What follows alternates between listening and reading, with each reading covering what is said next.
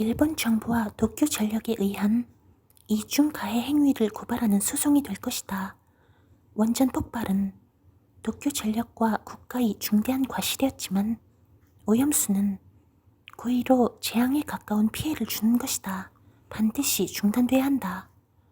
지난달 24일 시작된 도쿄 전력 후쿠시마 제1원전 오염수 방류 중단을 요구하는 일본 내 소송이 오는 8일 시작된다.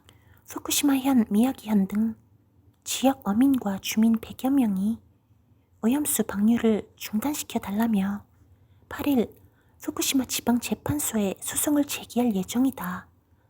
소송을 담당하는 변호인단에 속한 가이도 유이치 변호사는 지난달 29일 도쿄에서 한겨레와 만나 소송의 쟁점과 의미를 설명했다. 가이도 변호사는 처리 오염수라는 용어를 사용했지만 기사엔 오염수로 표기했다. 이달 8일 오염수 방류 중지 소송을 낸다. 2021년 4월 다핵종 제거 설비 알프스로 처리된 오염수, 이하 오염수의 바다 방류가 결정됐다. 소송은 그 직후부터 2년 정도 준비했다. 일본 전역에서 소송에 참여하고 싶다는 사람이 많지만 이번 소송은 직접 후쿠시마 원전 사고 피해를 당한 어민 주민들이 참여할 예정이다. 참가 지역도 후쿠시마, 미야기, 이바라키, 이와테, 지바현, 도쿄도 정도로 한정된다. 이들은 원전 사고에 이어 오염수 방류 피해를 입게 됐다. 일본 정부와 도쿄 전력에 의한 이중 가해를 고발하는 소송이 될 것이다. 특히 원전 폭발은 도쿄 전력과 국가의 중대한 과실이었지만 오염수 방류는 고의다. 소송엔 100명 이상이 참여할 예정이다. 8일 1차에 이어 10월 말께 2차 소송을 진행한다. 소송 대상은 일본 원자력 규제위원회와 도쿄 전력인데 원자력 규제위원회는 오염수 방류 운영 등과 관련된 실시 계획 변경 인가와 방류 설비의 사용 전 검사 합격 결정을 내렸다. 위원회를 상대로는 이 두 결정에 대한 취소를 청구한다.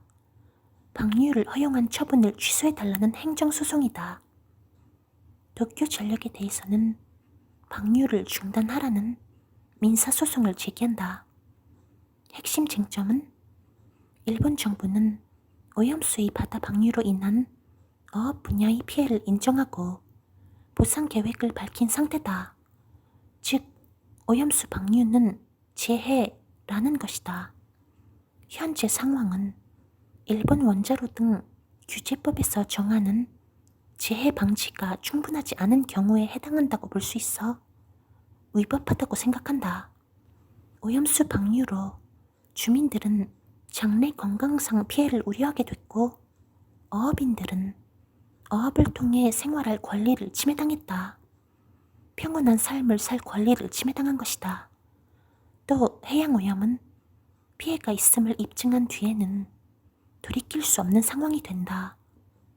예방 원칙이 적용되어야 한다. 위험한 행위는 일단 중단해야 한다는 얘기다. 이는 런던 협약과 유엔 해양법 협약에 규정돼 있다. 이런 부분들을 다투게 될 것이다. 런던 협약 등엔 어떤 내용이 들어있나? 런던 협약 의정서는 방사성 물질의 해양 투기를 전면 금지하고 있다. 그래서 일본의 오염수 방류는 의정서 위반 가능성이 있다. 일본 정부는 의정서가 선박 투기에만 적용돼 이번 방류는 해당이 안 된다고 주장한다. 하지만 의정서를 잘 읽으면 플랫폼 그 외 인공해양 구축물에서 바다에 고의로 처분하는 것도 금지 대상에 포함된다. 바다 방류를 위해 만든 1km 길이의 해저 터널을 해양 구축물로 볼 수 있다. 지금까지 일본의 방류가 런던 협약 대상인지 국제적 합의가 없었다. 이 부분을 법원에서 다툴 생각이다. 런던 협약이 일본 법원에서 논의되는 것은 처음이다. 유엔 해양법 협약에도 중요한 지점이 있다. 오염수가 해를 초래할 우려가 있는 경우에는 인과관계가 증명되지 않더라도 처분해서는 안 된다고 돼 있다.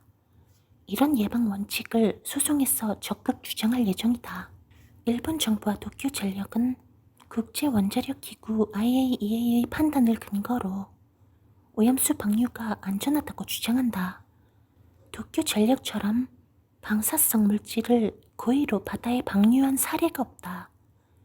오염수를 바닷물로 희석한다고 방사성 물질의 총량은 변하지 않는다. 알프스에서 처리한 오염수에는 삼중 수소뿐 아니라 세슘 134, 137, 스트론튬 90, 요오드 129, 탄소 14 등이 포함돼 있다. 이런 방사성 물질은 다양한 생물 속에서 농축될 가능성이 있다. 안전성을 말하려면 오염수가 생물에 어떤 식으로 농축돼 인간에게 어떤 영향을 주는지 경로를 파악해야 한다. 일본 정부와 도쿄전력은 이런 작업을 전혀 하지 않았다.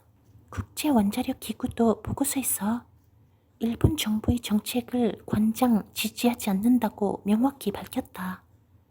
위험도 입증이 안 됐지만 안전도 확인이 안 됐다. 국제원자력기구가 이런 평가를 한 것은 아니기 때문에 안전하다 할 수 없다. 일본 정부는 후쿠시마 원전에서 오염수가 매일 발생해 이를 보관할 탱크가 부족하고 원전 폐로를 위해 방류는 어쩔 수 없다는 입장이다. 도쿄전력이 탱크를 새로 만들어 보관할 땅이 없다고 주장했지만 완벽한 거짓말이다. 원전 옆에 7, 8억이를 짓기로 했던 건설 예정 공터가 있다.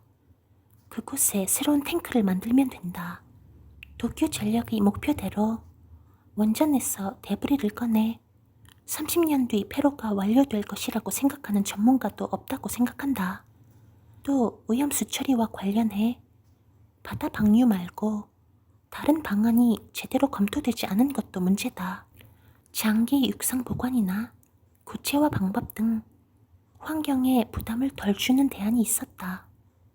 일본 정부는 제대로 검토했다고 주장하지만 이를 뒷받침할 만한 자료가 없다. 도쿄전력에 대한 불신도 크다. 도쿄전력의 큰 문제점은 중요한 사실을 숨길 가능성이 있다는 것이다.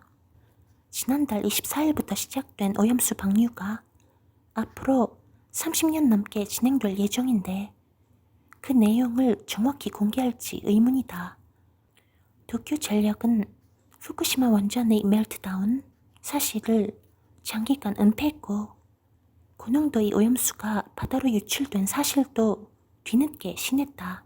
재판에서도 주장하겠지만 도쿄전력은 2015년 8월 사장 명의로 오염수 바다 방류와 관련해 관계자, 어업인가 이해하지 않으면 어떤 처분도 하지 않겠다고 문서로 약속했지만 결국 지키지 않았다. 소송 결과를 어떻게 예측하나? 어려운 질문이다. 소문 피해 등으로 보상이 없다면 어민들은 생업 유지가 힘들 것이다. 일본 정부는 800억 엔, 약 7,228억 원의 기금을 마련했고 도쿄전력은 배상에 나선다. 이것은 대재앙이다. 과실이 아니라 고의로 피해를 주고 있는 것이다. 법원은 이런 행위가 중단돼야 한다는 판결을 내려야 한다.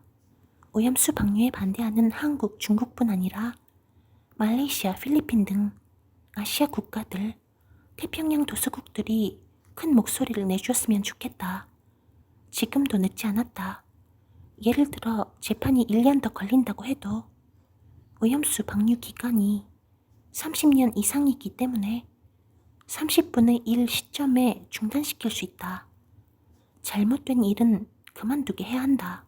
한국 어민들도 피해가 예상된다. 피해를 당한 한국 어민들이 도쿄전력에 배상을 청구할 수 있다. 배상은 국적에 상관없다. 도쿄전력이 무시하면 피해 사실을 증명해 손해배상 소송을 제기할 수 있다. 다만 한국 어민들만 나설 경우 한일 외교 문제로 부각될 수 있다.